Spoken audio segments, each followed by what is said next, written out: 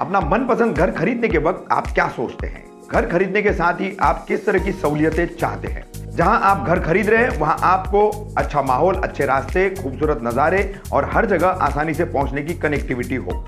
यह सब कुछ मिलेगा आपको DZ सिटी में। एक तरफ पहाड़ का खूबसूरत नजारा तो दूसरी तरफ सी शोर, साथ ही gym, garden, swimming pool, library और मस्जिद, ऐसी सभी सुविधाएं यहां उपलब्ध है। तो आइए अपने मनपसंद घर के लिए DZ सिटी के सेल्स गैलरी या फिर दिए गए नंबरों पर संपर्क करें। मुंब्रा तथा आसपास के बिजनेस वर्ग को प्रोत्साहित करने के लिए यस वीकेंड के प्रयासों से पहली बार हुई मुंब्रा में बिजनेस कॉन्फ्रेंस।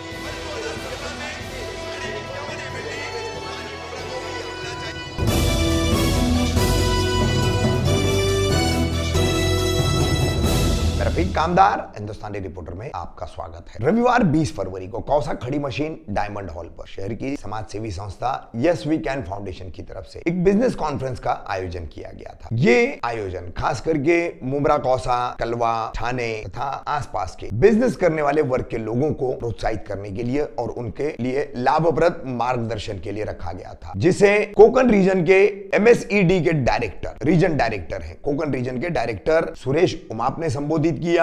बाकायदा उन्होंने जो है स्लाइड्स के जरिए यहाँ पर आए हुए तमाम लगभग 125 बिजनेस वर्ग के अलग अलग बिजनेस करने वाले प्रतिनिधियों को, बिजनेसमैन को जो है यहाँ पर, या जो बिजनेस में रुचि रख रहे, नई शुरुआत की है, ऐसे लोगों को मार्गदर्शन किया। काफी लंबा चौड़ा उनका मतलब ये मार्गदर्शन रहा। पूरा हम आपको नहीं बता पाएंगे। इसके पहले क्या क्या आवश्यकताएं होती है बिजनेस करने के लिए, एक व्यक्ति को किस तरीके से वो अपना बिजनेस का डॉक्यूमेंटेशन कंप्लीट कर सकता है, यानी कागजी कार्यवाही को कैसे वो पूरा कर सकता है, इस पर उन्होंने अच्छा मार्गदर्शन किया। वहीं महाराष्ट्र माइनॉरिटीज NGO फोरम के जाकिर शिकलकर, इन्होंने भी जो है मार्गदर्शन किया। टाटा ग्रुप के एक शोबे के मैनेजर हैं शाहिद मिर्जा, उन्होंने भी मार्गदर्शन किया। साथ ही हमारे शहर के प्रख्यात उद्योगपति तथा समाज सेवी Shabbir Khan, SK residency, SK valley, glorious, ऐसे कई अच्छे हाउसिंग कॉम्प्लेक्सेस वो बना चुके हैं, शहर को दे चुके हैं। शहर में युवा खिलाड़ियों को प्रोत्साहित करने वाले ये शब्बीर खान, इन्होंने भी अपनी जिंदगी का अनुभव साझा किया, किस तरीके से आज वो इस कंस्ट्रक्शन व्यवसाय में, कंस्ट्रक्शन बिजनेस में इस मकाम पर पहुंचे हैं, तो वो संक्षिप्त में उन्होंने साझा किया। बता दें कि ये मुंब्रा कौसा में पहला प्रयास था बिजनेस वर्ग को एक प्लेटफॉर्म पर लाकर उन्हें सरकारी स्तर से लेकर निजी स्तर तक जानकारी मुहैया करवाना, उनको मार्गदर्शन करवाना, क्या आप सरकार से लाभ उठा सकते हैं, कौन कौन सी स्कीमें हैं, कौन कौन सी आपको जो है स्कीमों के तहत लोन मिल सकता है, उसमें सब्सिडी क्या है, ये सारे पहलू जो है इस बिजनेस कॉन्फ्रेंस में शामिल होने वाले तमाम बिजनेस कैटेगरी के लोगों के सामने रखा गया। देखिए, हमें पता है अमूमन लड़ाई झगड़े के और चटखारे टाइप के जो वीडियो होते हैं खबरों में, उन्हें देखने लोग ज्यादा पसंद करते हैं, इस तरीके के खबरों को ज्यादा पसंद नहीं करते। लेकिन हमारा आपसे अनुरोध होगा, हमारी आपसे गुजारिश होगी कि ऐसे वीडियोस को देखें और अपने युवा पीढ़ी को, अपने लोगों को, समाज के हर वर्ग के लोग इसका फायदा उठा करके बिजनेस में आगे बढ़ सकते हैं। अपना MCD का जो हेड ऑफिस है, जिसको हम मराठी में मुख्यालय बोलते हैं, वो औरंगाबाद में, जिसको खुद का कुछ इंटरप्राइज स्टार्ट करना है, बिजनेस स्टार्ट करना है, इंडस्ट्री स्टार्ट करना है, उसके लिए EDP रहता है। इस EDP में क्या इन्फॉर्मेशन दी जाती है, तर कसा निवडावा, बऱ्याच लोकांना कळत नाही। कोणतरी काका मामा सांगतो, बाबा यार तू उद्योग कर, आपण लगेच तो उद्योग त्या ठिकाणी सुरू करतो। कोणीतरी सांगतात आता सध्या इम्पोर्ट एक्सपोर्टला खूप वाव आहे, तू इम्पोर्ट एक्सपोर्टचा व्यवसाय कर। कोणीतरी सांगतात आता डिजिटल मार्केटिंगला वाव आहे, तू डिजिटल मार्केटिंगचा व्यवसाय कर। कोणीतरी सांगतात एखादी कॉम्प्युटर इन्स्टिट्यूटला वाव आहे, तू कॉम्प्युटर इन्स्टिट्यूटमध्ये जा किंवा ती सुरू कर।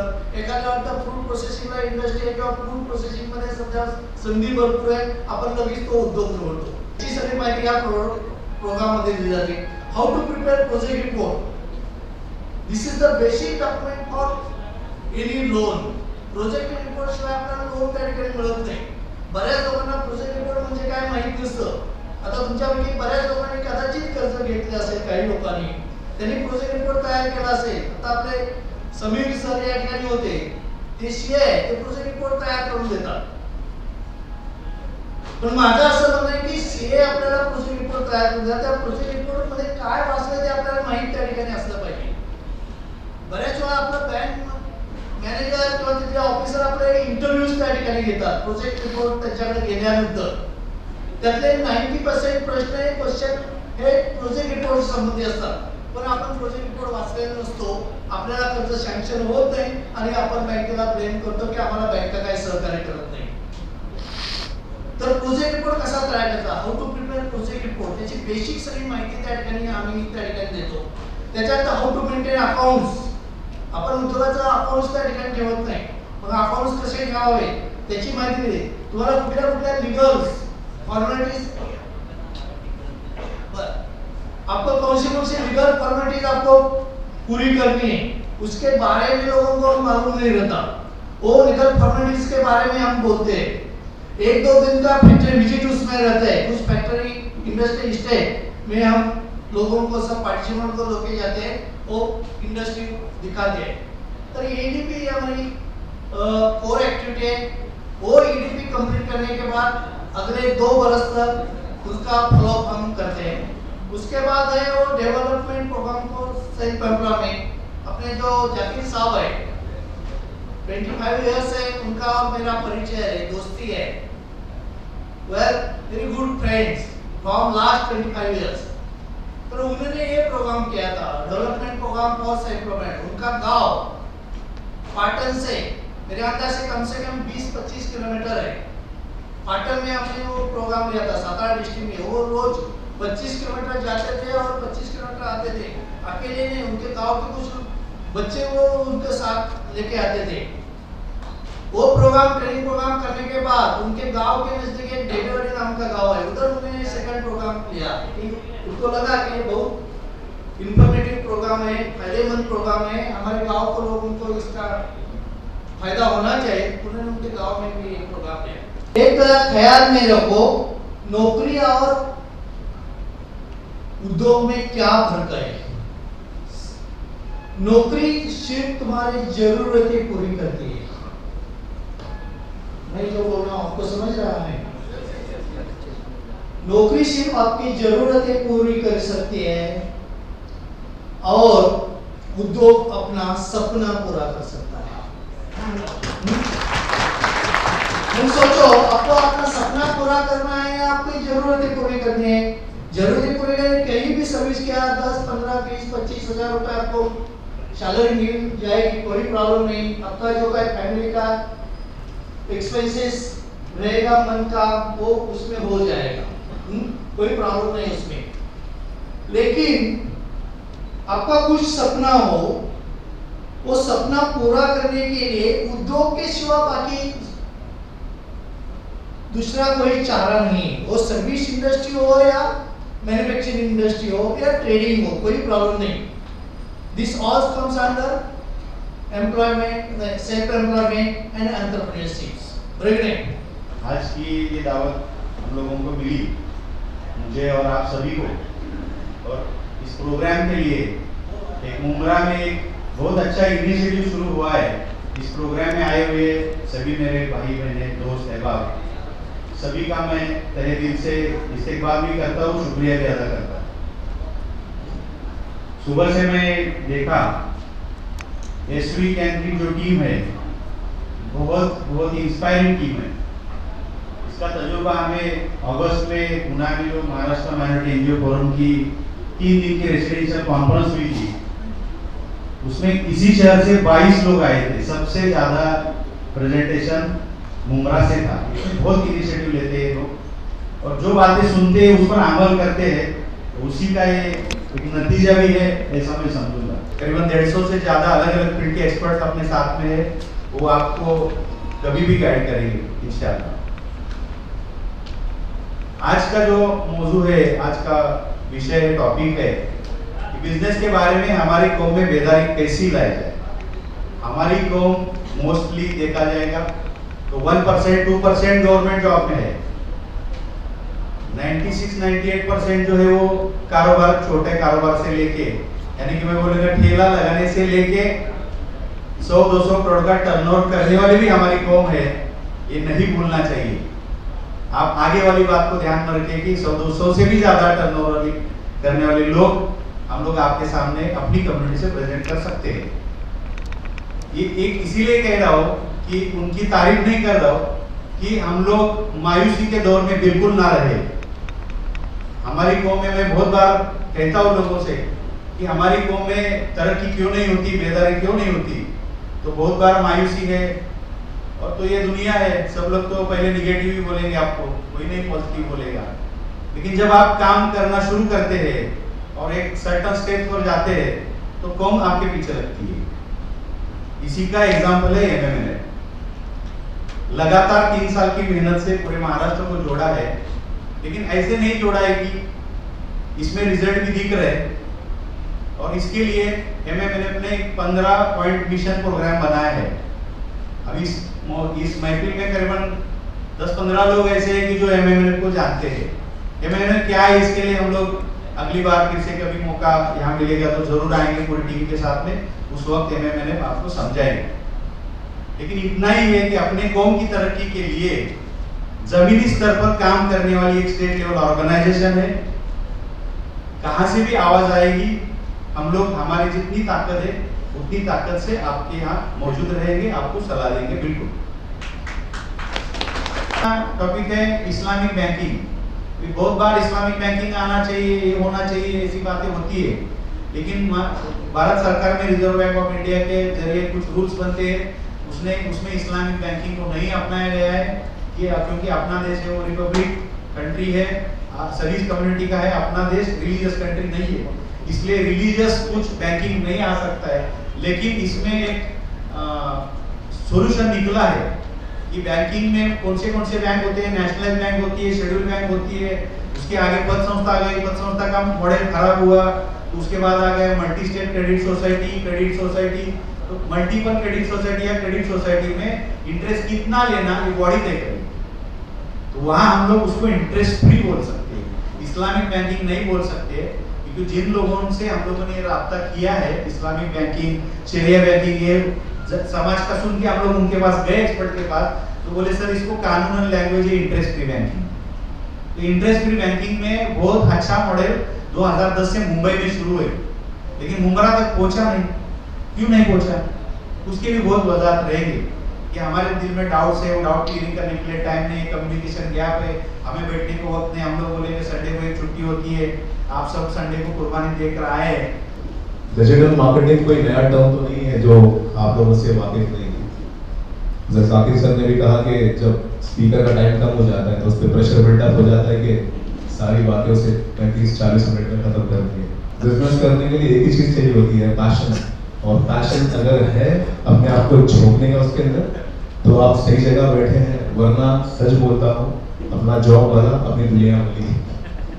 तो मैं 19 साल की उम्र से बिजनेस कर रहा हूँ। अब इसलिए है क्योंकि फैमिली गुजरात से बिलोंग करती है, तो नेचुरल है कि वो घर के अंदर जॉब नहीं करना है। मॉम एंड डैड भी यही बोलते थे, गुजराती का फंडा ही ऐसा होता है, नौकरी नहीं करना है, बिजनेस करना है। तो बचपन से ही साइकोलॉजिकल माइंडसेट बन जाता है हमारा, क्योंकि मुझे डिजिटल मार्केटिंग का बिजनेस करना था। तो फर्स्ट स्लाइड मूव करते हैं। सवाल पढ़ लिया आप लोगों ने, जवाब मैं चाहूंगा ऑडियंस से, और मैं ज्यादातर फीमेल पार्टिसिपेशन चाहता हूँ इसके अंदर में। उसकी वजह मैं आपको आगे बताऊंगा, लेकिन आपको पता है सबसे बेसिक आंसर क्या उसका? सबसे आसान आंसर ये उसका। सबसे ज्यादा लोग कहाँ मिल रहे हैं आपको आज? यहाँ साल में एक बार मिलोगे, और यहाँ कितनी बार मिलोगे? रोज 3.5 घंटा। एरिक्सन लैब का रिसर्च है, जहां ज्यादा लोग मौजूद हैं और अपने घर के, अपने ऑफिस के कन्वीनियंट टाइम पे मौजूद है, मैं इतनी बड़ी जगह छोड़ दूं? डिजिटल प्लेटफॉर्म का सबसे बड़ा एडवांटेज यही है आपका। आपने सबने आंसर गलत नहीं दिए, सबने आंसर सही दिए, लेकिन आप एक बहुत बेसिक आंसर से दूर थे। आपको पता है ना, वजह बहुत इंपॉर्टेंट है किसी प्लेटफॉर्म पे जाने के लिए। You need to know why. अगर आप कारोबार करना चाहते हैं, पैसा, रिसोर्स, टैलेंट, स्किल सब बाद में आता है, आपकी वजह कितनी मजबूत है कारोबार करने की, most important, rather having abilities to do it। तो आपकी वजह, when you know the answers, the right answers, you start thinking in that direction। आप सोचना शुरू करते हैं। इंटरनेट पे सबसे ज्यादा लोग, तो एरिक्सन लैब क्या बोलता है, इंडियंस कितना दिन, कितना घंटा रोज? Ericsson lab consumer Report says that Indians now spend an average 3.4 hours a day. भाई मेरे लिए तो पैराडाइज है, जन्नत है ये। और रफीक भाई के लिए डिजिटल प्लेटफॉर्म रोज का 3.5 घंटा अपनी वाइफ को देता है आदमी, वो तो दूर भागना चाहता है। सॉरी टू से the best part return over investment. मैं आपको मिसाल देता हूँ रफीक भाई के चैनल जो मैंने खुद यूज किया है। हम लोग एक प्रोडक्ट स्लैश जो लॉन्च किए थे हमने, और रफीक भाई के चैनल के थ्रू ही लॉन्च किए थे। We paid X amount to Rafiq भाई और उसका response 10,000 views on the video. 10,000। मुझे पता था कि मैं डिजिटल मार्केटिंग के थ्रू एक दिन में 10,000 लोगों तक डायरेक्टली पहुंच सकता हूं फेसबुक इंस्टाग्राम के थ्रू, लेकिन वो इमेज फॉर्मेट में होगा, मुझे पहुंचना था वीडियो फॉर्मेट में। मैंने 50,000 का एडवर्टाइजमेंट कराया था रफीक भाई का, 5 लाख का टर्नओवर मिला। That's great। देखो ROI 50,000 लगा के 5 लाख कमा लिया सर भाई ने। मैं 5 साल में पहुंच गया। माशाल्लाह भाई माशाल्लाह। सफेद खान भाई का टर्नओवर 5 करोड़ का है।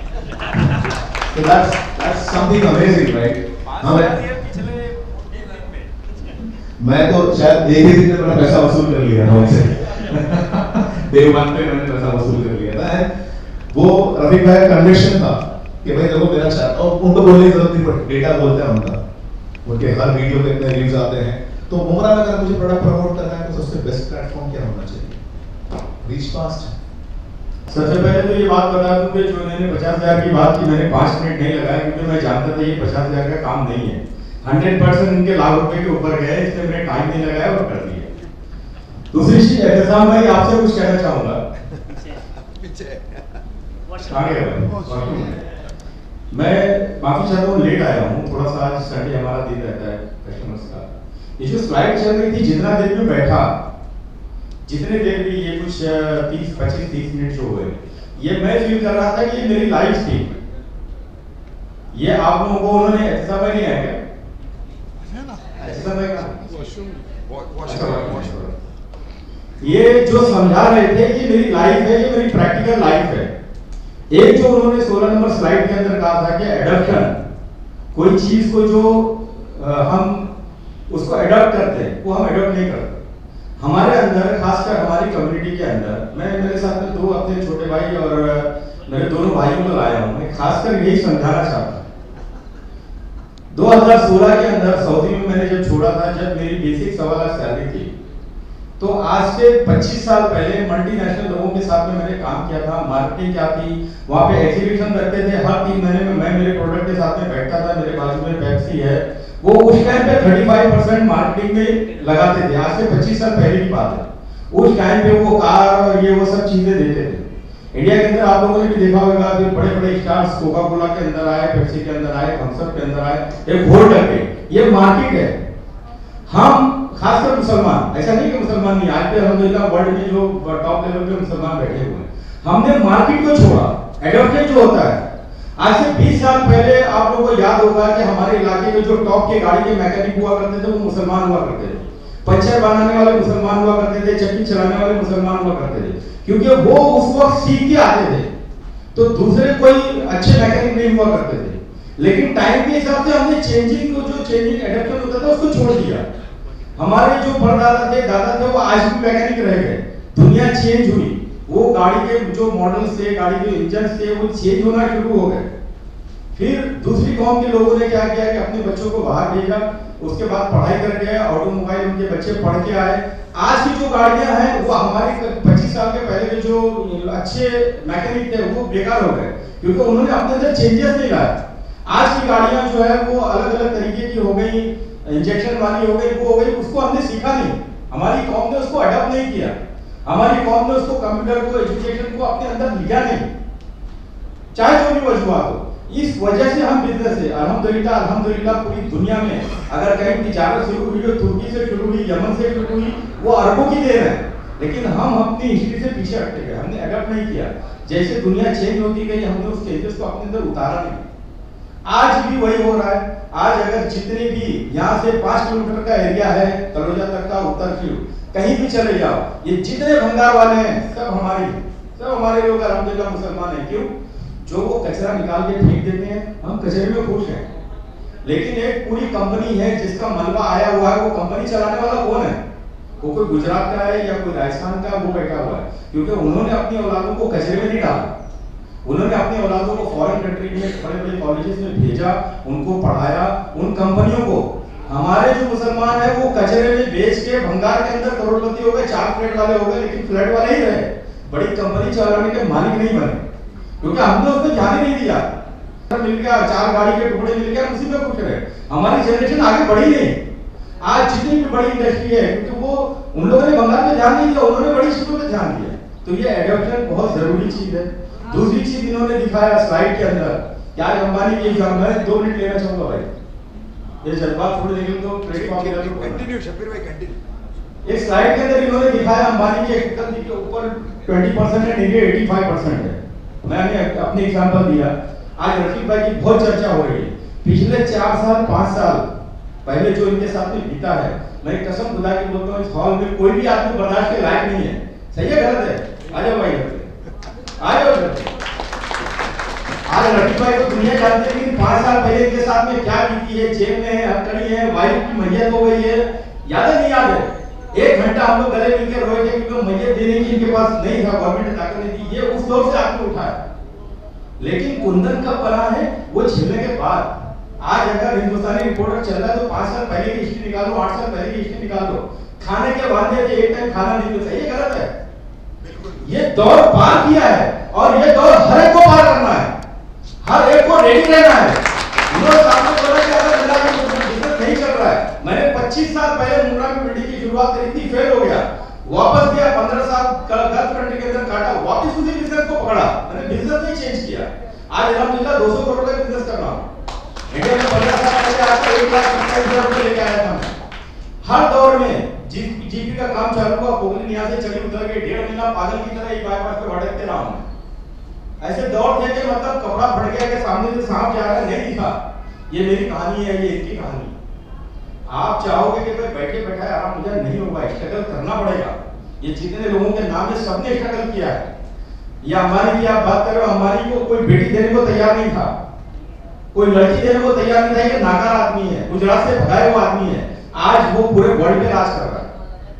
तो ये जो कॉन्सेप्ट लगा हमारे दिन में भी है, सर्विस पे नहीं जाते, हुजूर सल्लल्लाहु अलैहि वसल्लम ने भी तिजारत करी थी, उसके बाद जितनी भी इजाजतें मिली तिजारत में, तिजारत एक अच्छी चीज है, नफा नुकसान अपनी जगह है, लेकिन जो उन्होंने कहा इस्तेकामत जो आपको कायम रखना है, उससे नहीं हटना है। फायदा नुकसान जरूरी नहीं कि आपका 2 महीने में बिजनेस चलने के लिए, 6 महीने में बिजनेस निकलने के लिए, मतलब उसके ऊपर आपको कॉन्फिडेंट रहना है कि कहीं ना कहीं मेरी कुछ कमी होगी मार्केटिंग के अंदर, प्रोडक्ट के अंदर, उसको सुधार लो। दूसरी सबसे बड़ी बात ये कहना चाहूंगा, हलाल का रास्ता नहीं छोड़ना।